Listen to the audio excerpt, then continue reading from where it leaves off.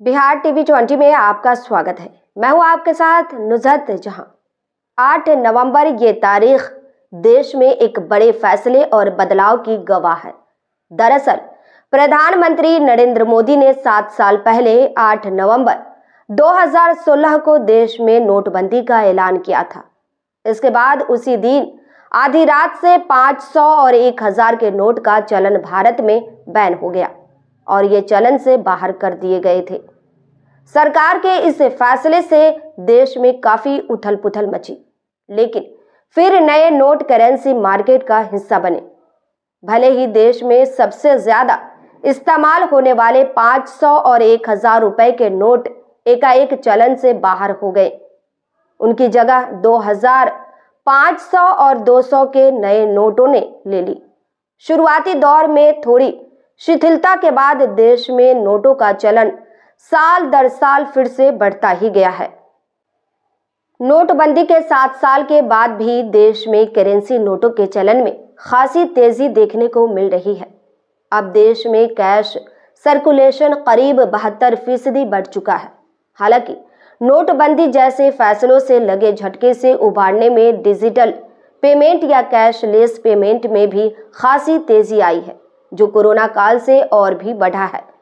8 नवंबर 2016 में नोटबंदी के बाद अगले कई महीनों तक देश में काफी अफरा तफरी का माहौल बना रहा।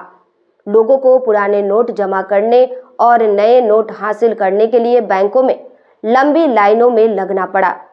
ऐसा भी कहा गया है कि सरकार के इस बड़े फैसले से देश में काला धन खत्म होगा और नकदी का चलन कम होगा।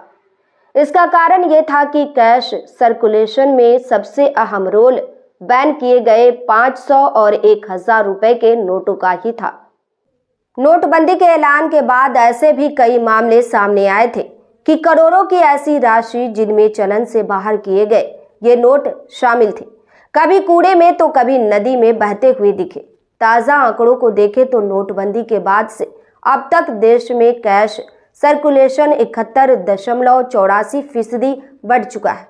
8 नवंबर 2016 को जब नोटबंदी की घोषणा की गई थी, उस समय 4 नवंबर 2016 को देश में 17.7 लाख करोड़ रुपए का कैश मौजूद था, जबकि साल 2021 में अक्टूबर के अंत तक यह बढ़कर 29.17 लाख करोड़ रुपए पर पहुंच गया था। यानी साल 2021 में नोट के सर्कुलेशन में करीब 64% की बढ़त हुई थी, जो छठे साल में बढ़कर करीब 72% तक पहुंच गई है।